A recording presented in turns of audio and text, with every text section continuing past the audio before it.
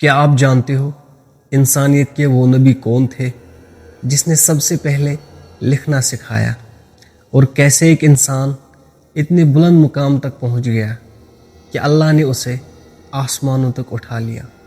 یہ صرف ایک کہانی نہیں، یہ علم، صبر اور عبادت کی سب سے خوبصورت مثال ہے۔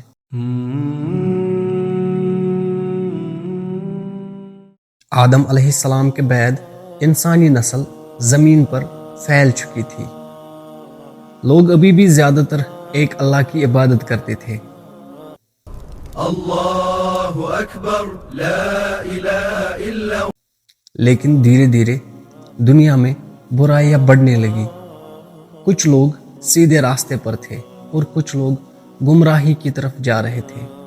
اس دور میں اللہ نے ایک عظیم نبی بھیجا، ادریس علیہ السلام، جن کا ذکر آج بھی عزت سے کیا جاتا ہے۔ کتاب میں ادریس کا بھی ذکر کرو، وہ بھی نہایت سچے تھے، نبی تھے۔ ادریس علیہ السلام آدم علیہ السلام کی اولاد میں سے تھے اور آدم علیہ السلام کے بعد آنے والی شروعاتی انبیاءوں میں سے ایک تھے، اور ان کی پہچان تھی سچائی، صبر اور علم۔ ادریس علیہ السلام کی زندگی کی سب سے خاص بات علم تھی۔ روایت کے مطابق وہ پہلے انسان تھے جنہوں نے قلم سے لکھنا شروع کیا، کپڑے سلنا سکھایا اور علم کو پھیلایا۔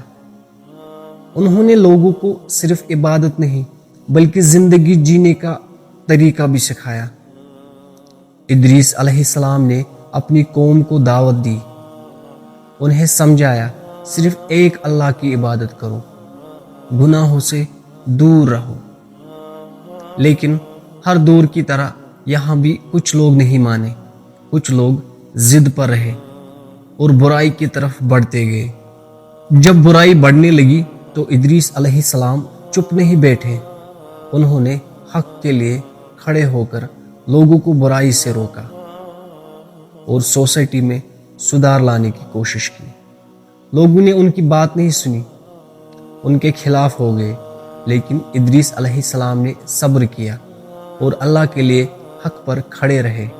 قرآن میں آتا ہے، اور اسماعیل اور ادریس اور ذوالکفل کو بھی یاد کرو، یہ سب صبر کرنے والے تھے، اور ہم نے ان کو اپنی رحمت میں داخل کیا، بلا شبہ وہ نیکوکار تھے۔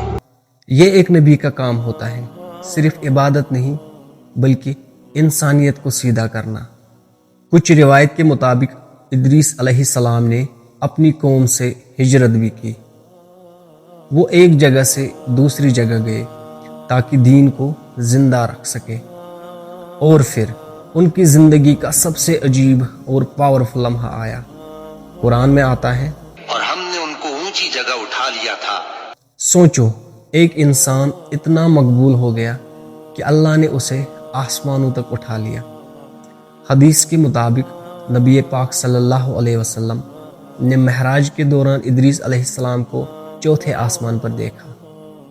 ادریس علیہ السلام کی وفات کے بارے میں پوری ڈیٹیل معلوم نہیں، لیکن اتنا ضرور ہے کہ ان کا مقام اللہ کے نزدیک بہت بلند ہے، اور ان کی زندگی انسانیت کے لیے ایک مثال ہے۔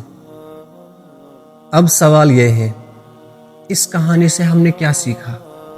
ادریس علیہ السلام نے ہمیں سکھایا کہ علم حاصل کرنا عبادت ہے، سچ بولنا انسان کو اللہ کے قریب کرتا ہے، اور صبر انسان کو بلند مقام تک لے جاتا ہے۔